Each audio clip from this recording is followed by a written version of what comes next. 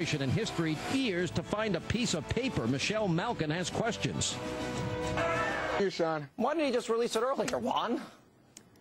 I think he did. I think 2 years ago he put out the short form, which is all that's required. Nobody needs to have anything more than that to establish their residency in this country and the fact that they were born here. And yet this persisted with President Obama, and it's just been a real, he said, a sideshow silliness, carnival barkers, rodeo clowns. It's just snowballed, and I think to the embarrassment of the Republican Party. Wait a minute. People wanted the long form. The long form existed. He releases it today. The question has been raised.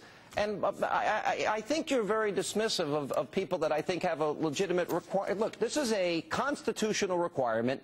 No person except a natural-born citizen or a citizen in the United States at the time of the adoption of the Constitution is eligible to be president. It seemed to me like a legitimate question. Release the certificate. Don't wait 2.5 years and issue over, right? I don't know why. Why pester? What?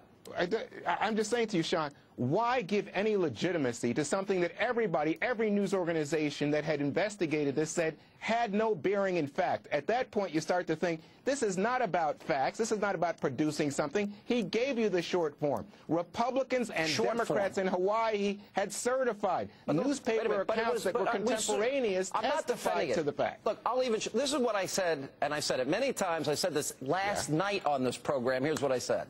The certificate of live birth exists. The announcement from his family 8 days later exists. So I think that's in the president's favor.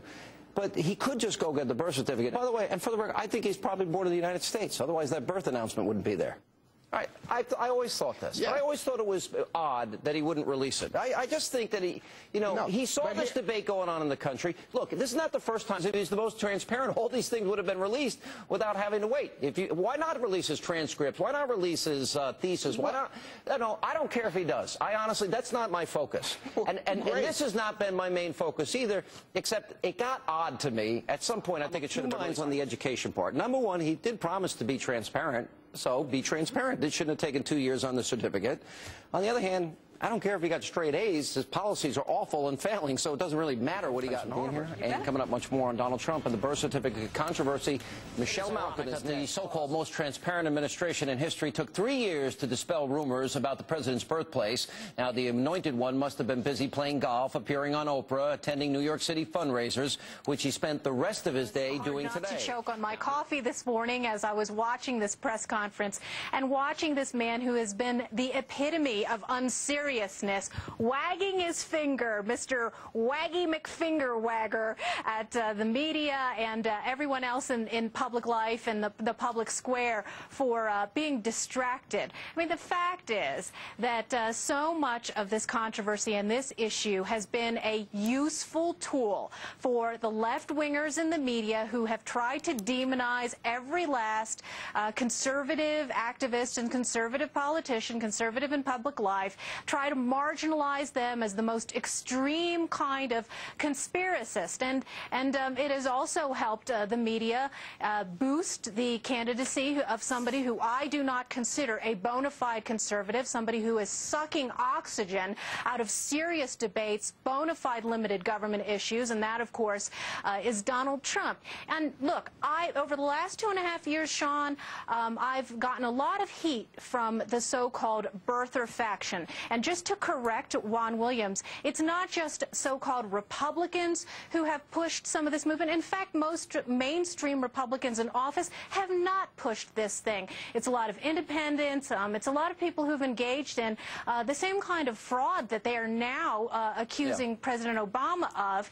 And I've been very cautious, and I've been very clear in my warning that you got to pick and choose your battles. And I said 2 years ago that I believed Barack Obama was born in Hawaii.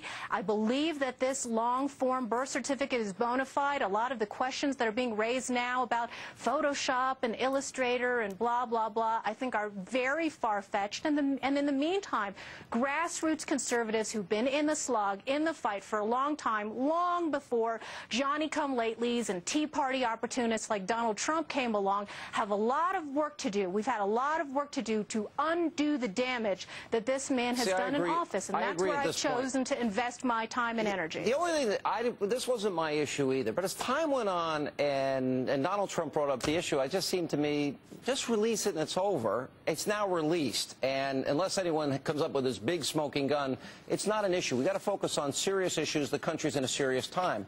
I'm very concerned. All right, so we got this big issue involving the birth certificate. Yeah. And this was never a defining issue for me, but I found it odd. All the president had to do was what he did today. Release it, move on, and we're out of the way. Why did he wait so long? Well, he said he came out because it was a distraction, and I think that he's probably going to want to go back and lose his birth certificate again because we know he doesn't have any plan to get more jobs, to cut the deficit in Libya or wherever. And so he might like that distraction in the future. That's a good point. And the problem is, first of all, it should have been done 2.5 years ago. But the fact he does it today, you know, was it a distraction? We had a major shift in the national security team. We had Bernanke talking about the economy. And he's up there, admittedly, talking about something he himself calls silly. If it's so silly, then why engage in it? Put your press secretary out there. If, as a press secretary, they put me out there to talk about the silly stuff and let the candidate or the president do the important thing. And my hope, Sean, is that it was released in good faith, that it's not about victimology. Is the president becoming a victim of the press, of the Republican Party, of free-thinking Americans, and does he do this to elicit sympathy from his base voters in a way that's not useful in American politics? That's my concern, whether there's some deeper plan that goes on here. That's an interesting thought. Look, I always want to stay on the big issues because I believe the battle over conservatism and liberalism, I think conservatives win. And I think we are... We'll talk about a controversy we discussed last night on the program, and that has to do with the church that Barack Obama, the president, and his family attended on Easter Sunday. More with our great American panel straight ahead.